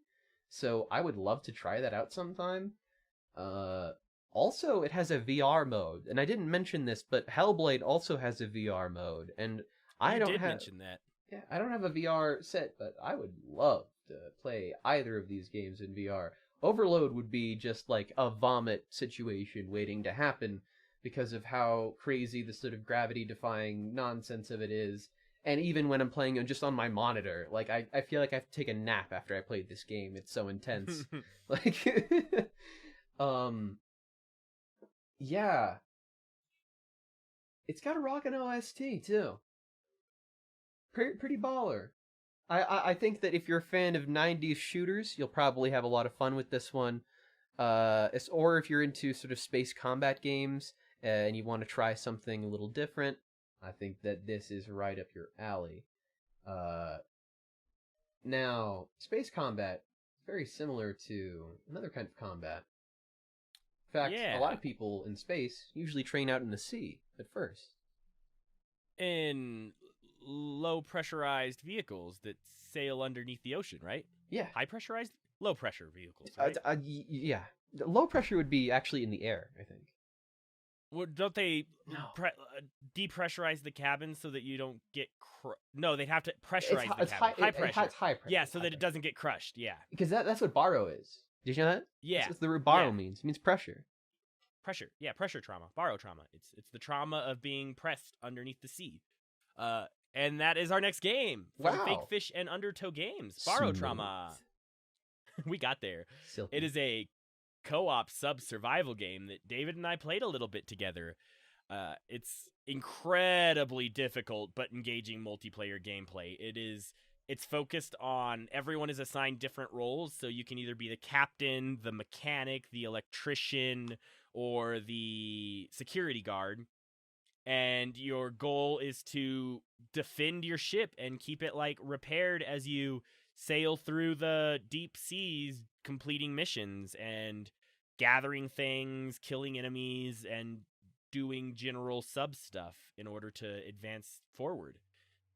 It's incredibly difficult, and every role is like vitally important to this game because like if you get a leak, your sub just stops moving and you have to repair the leak. And if you're not managing your power right, you can start to get fires in your cabin. And if an enemy attacks you and you didn't kill it in time and it like gathers at the front of your ship, it'll just start beating at your hull until someone swims out with a shotgun and kills it because you can't target it with your like mounted guns anymore because it's at a weird angle. If the engine overheats, then the entire system shuts down and you just start falling towards the depths of the ocean.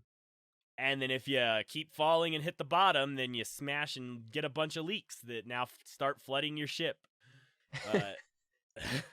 So it's insane, and there's so much that you're like managing at one time, but like it all feels like everything is going great in that game until it's not, and then everything just crashes and burns real quick. It feels like you're doing really good and things are slow and fine, and then you miss one enemy and all of a sudden you're crashed at the bottom of the sea. Everyone's like drowning and you can't restart things because your mechanic is dead. For sure. I feel like you probably should play the tutorial, and everybody who you're playing with should probably play the tutorial because it does really help to kind of understand what the different roles do and function and how they function. And also just where shit is, because I don't know, it's difficult to understand where things are and what things are and how they help you. I spaced out. It's a ton of fun. Yeah, it is. But like, and that's part of it, is like every ship is different, so you have to like learn and memorize the ships and know where to go and know what their weaknesses are. And it's nice because you can play with NPCs too, so you can get a crew of like 8 robots playing with you. But it's much better to play with a friend. I don't think they've fully implemented the control system for playing single player yet, so it's pretty janky. It definitely seems like this game is superior when you have a large group of friends to play it with. Yeah, the way you play solo is you have like a command wheel that you can just like assign commands to different people, and that's the closest you get to being able to dedicate people. I'm probably skipping ahead a little bit for you, but I just don't think that this is a good game to play alone. Oh, it's definitely not a good game to play alone. I would never play it alone. It's definitely at least get 1, if not 2 or 3 other people to play it with you. And it's a blast playing with friends and like struggling and getting frustrated with each other and trying to survive. It's a blast. But alone, I can't recommend it. So only get it if you have friends to play with. Mm-hmm. And we'll be your friends to play with if you get it. Oh, that's true. I would actually love to like get a couple people from the community, maybe get like a full ship of like 16 together. That would be crazy. I'd like that. So if anyone picks it up, let us know, and maybe we'll get a stream together one of these nights and play some Barotrauma with y'all. Was that Was that the last game? Oh, oh, oh! I, That was the last game. We wow, did it. that actually went faster than I thought it did this week. Did We we made talk great about it? time. Wow. Okay. I mean, it helps that like 4 of the games were pretty watered down garbage. Yeah. Yeah. I mean, I don't want to say watered down garbage. That's being a little harsh. A I little. mean, that it's ironic. Don't take that seriously. All these games were good in their own merit. They just weren't for me. We get a lot of games in this bundle, and not all of them are hits. Some of them are a little bit of a miss. And that's fine. Sometimes that's just how it is. Not every game is made for every person. We're not going to enjoy every game that comes onto our plate. Exactly. It's a big plate and a lot of games. Yeah. So want to talk about some extras? You know, we do have a couple little desserts here that we should probably talk about before we finish off this big full meal. So the first of the 2 little extras that we have here is the Ickenfeld demo. This demo is by a developer called Happy Ray Games. It is a turn-based tactics RPG set in a wizard magic school. It has cute art, specifically the character art I really enjoyed, although it is somewhat lower budget pixel art, less sort of going for the retro aesthetic like The Messenger was earlier, and more seems like for budgetary reasons they're going for pixel art, but it still does look good. I got stuck at like a random cat boss that shows up about like an hour and a half into the demo. And I don't know if it's like the end of the demo because it's by far the hardest thing that I fought in the whole game and it just appears out of nowhere. But I was not going to like sit there and grind and then beat this thing in a demo and I definitely quit. Like I was not sitting there for this like tiny white cat that was shooting a million shards of white glass at me, just piercing my skin 1,000 times over. I hated it. So I did not beat the demo. There was a character named Bax though, and I found that to be very enjoyable. So That's cute. yeah, I love it when a character's named after me. yeah. I didn't love the demo. It's gonna need to do more to really impress me. I'm not really a big fan of like the magic school setting anyway, so maybe this game just isn't for me. The next game here, before I forget, is by Threefold Games. It's just a short little 1-hour Gone Home style exploration based game where you're looking around an old woman's apartment trying to parse together the life that she lived. The twist in this one is that you actually are playing as the old woman herself, and the thing is that you're rediscovering your life because you have dementia. And as a person with Alzheimer's or dementia, you kind of forget a lot of things until you hold the object that reminds you of things in your hand, and then you can kind of see it, conceptualize, and remember the things that happened in your past. But it was really interesting playing this game having lived with someone who had dementia, and I kind of had like, I don't know if I wanted to say that it was like more powerful for me in particular, but just like it made me feel very introspective. Because I've lived with a person who has had a lot of these problems. Like there's this one segment in the game that like kind of wrenched my heart a little bit, that was you were living alone in this apartment and you have to go to the bathroom. And you leave like the room that you were in and you look out and all the doors are closed. And you open any door and you try to go in and it just takes you back to the first door. And it's like a cycle that you keep going back to that first door. And it's like if you just forgot where you were going because you had dementia and you just forgot where things were. Just imagining going through every single door, desperately looking for the one that had the bathroom. And then by the time that they finally found it, it was already too late. And like, Damn. that's, yeah, like, there's just something like really sad about that like hit a chord with me. And then just like, the fact that she would see pictures of her older self and she wouldn't immediately recognize it as her being her younger self. She would just say like, oh, I look so good in this picture. And then she would find a picture of her older and then she would be like, oh, I wonder when this was taken. As if she like forgotten that she got older even. Like, I don't know. This is a really cool game if you want to understand what it is like to sort of live with dementia. I think it's just a cool little artistic piece.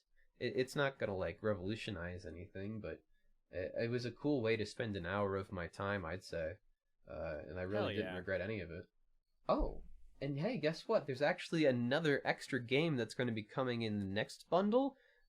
Train Valley 2 was a game that we just like randomly happened upon. It just sort of showed up in our bundle list.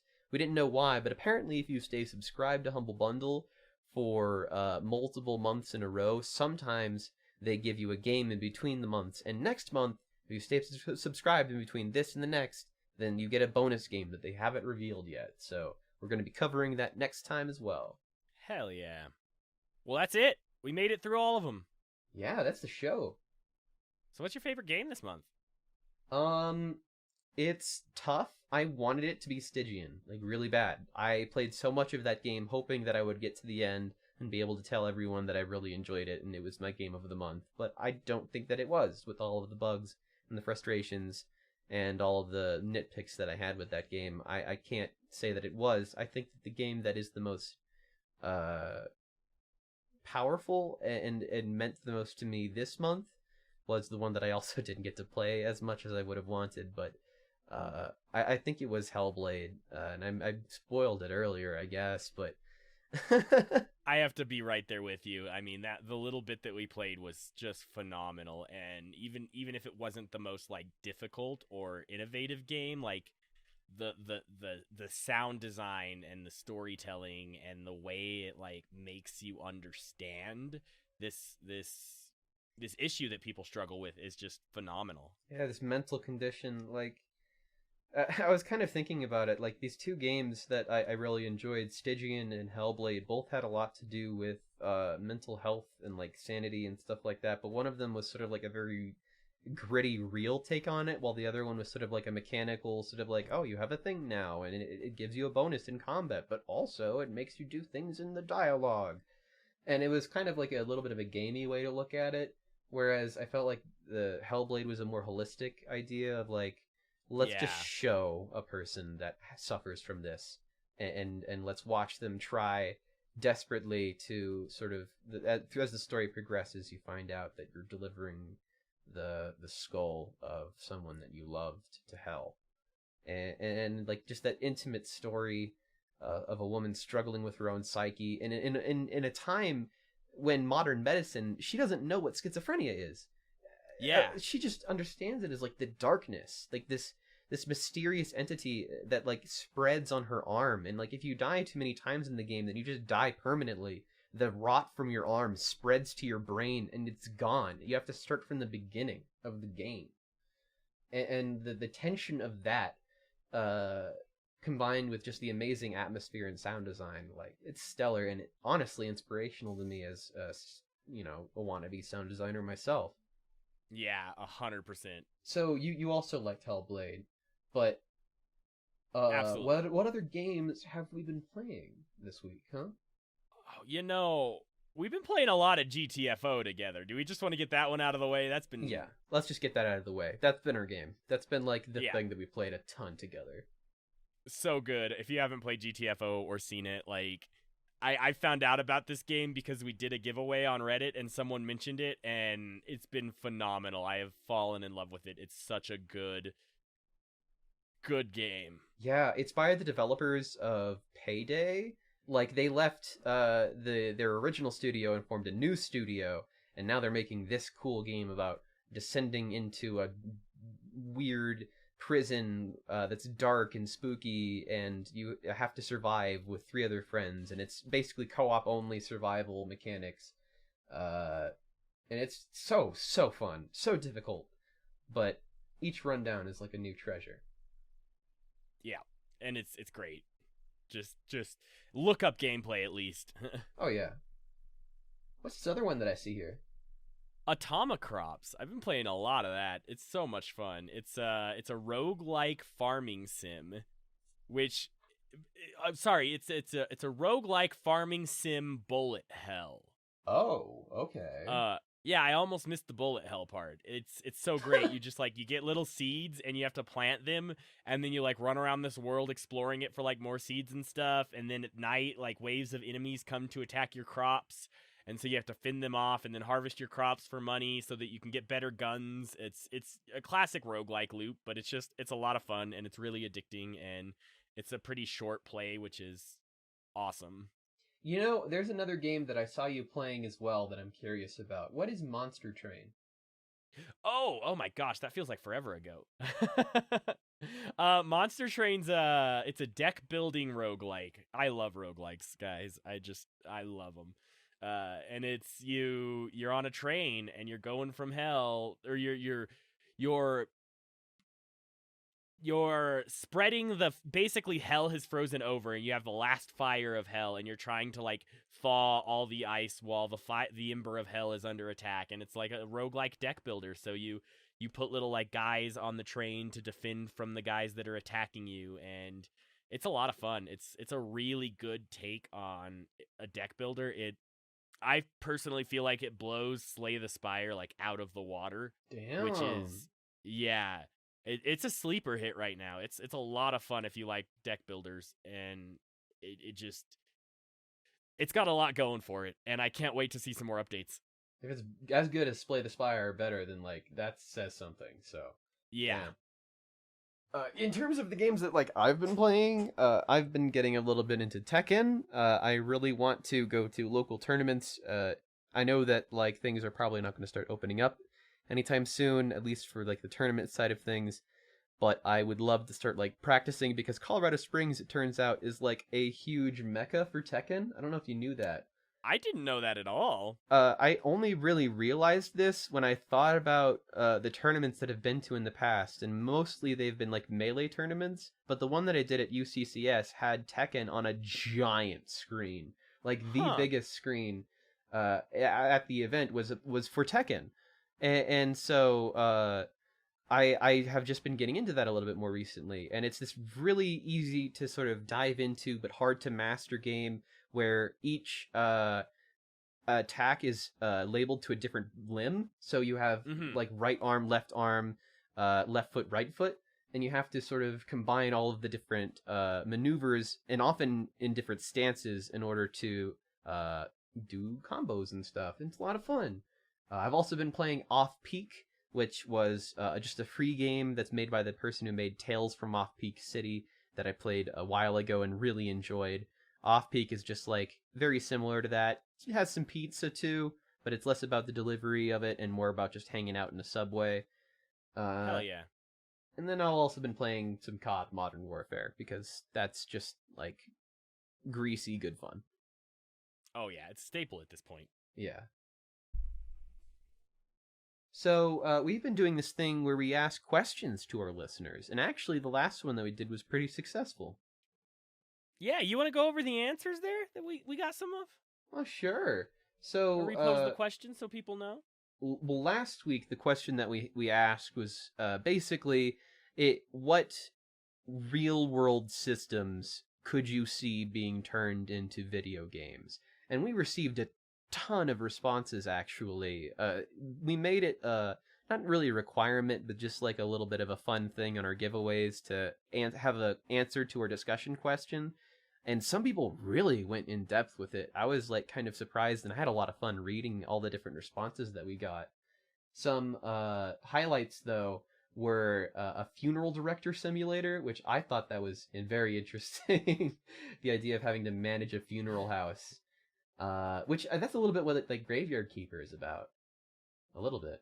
Yeah. But that'd be more like modern.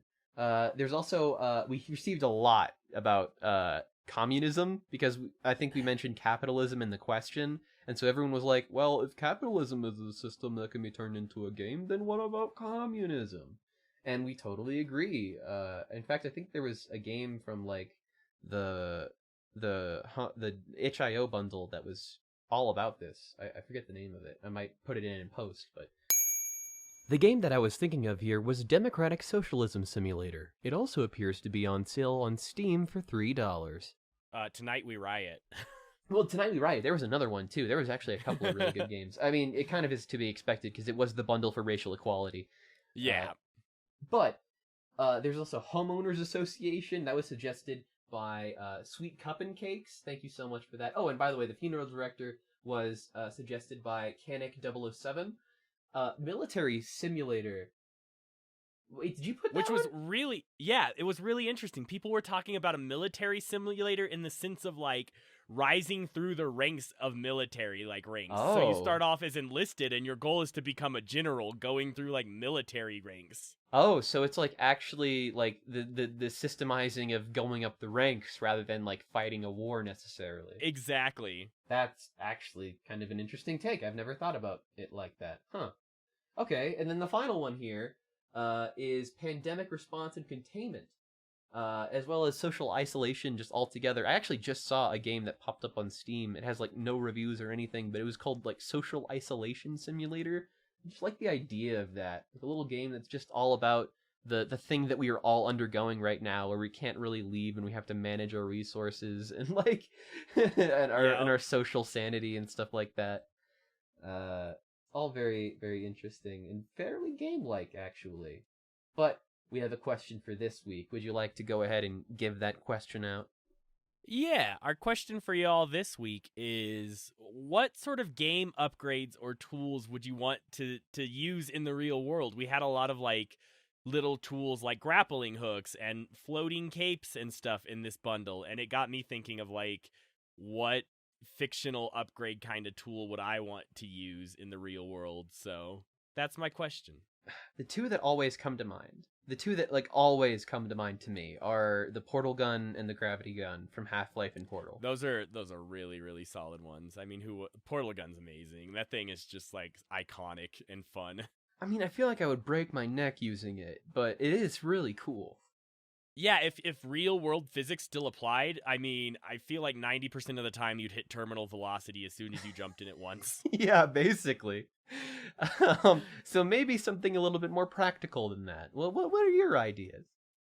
I haven't put a ton of thought into it yet. I'm thinking, oh, it's tricky.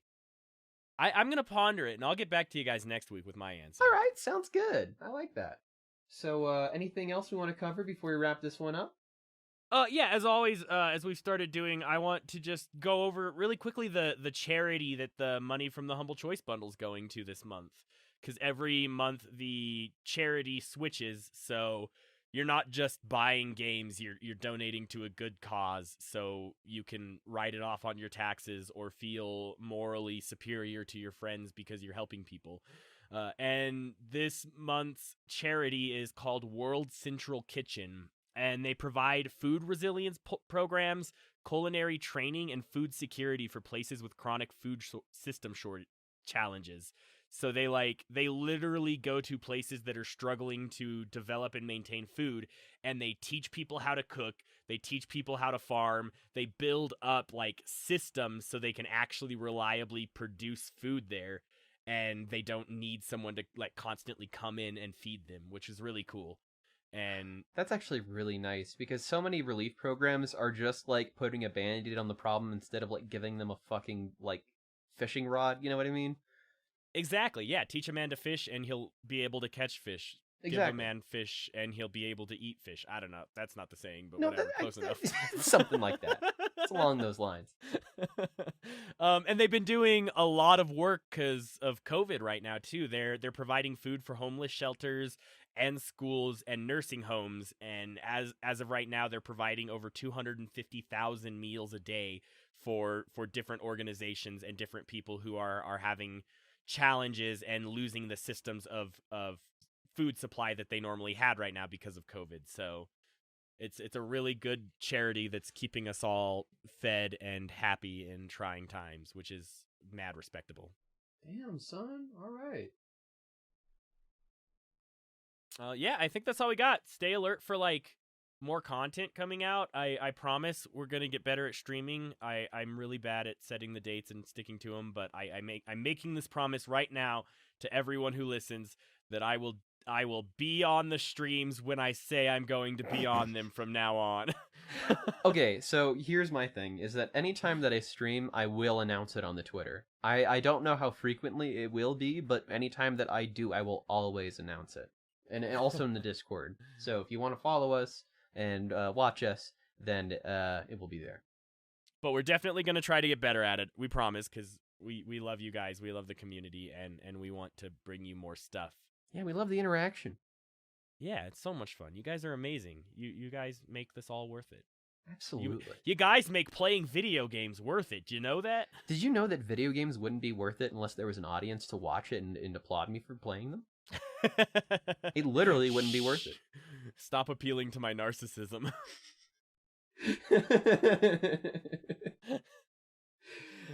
Free games. You want to hit those up real quick? So, available right now for free on the Unreal Store is Pathway. If you wanted to go pick that one up, seems pretty rad. And then later on down the line, they are also going to be having AER Memories of Old and Stranger Things 3 the game. Oh, wow. So we'll have the third Stranger Things game, but not any of the others. Oh, and Sludge Life is still free, and also Dolores, a Thimbleweed Park mini adventure, is also free right now. Oh, hell yeah. Well, that's where it's at. Make sure you pick those up, folks. Thank you so much for listening to us. We also will have a link to the GameSpot article that we've had in all of our descriptions. They keep updating it, so there's more free games you can find there too. So, well, is there anything that we need to do before the music, the ominous music that is already now here? Oh God, is it here? Like, comment, subscribe, join the Discord. We're streaming on Twitch. We have a Patreon now, so if you want to give us money, that'd be great. Yeah, I like that.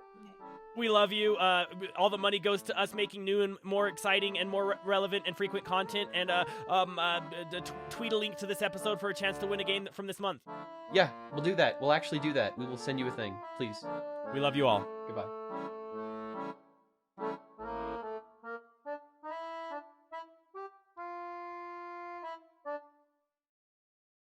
I felt like I kind of phoned it in that episode. I'm tired. Dude, I've had to pee for the last 52 minutes. Oh my God, really?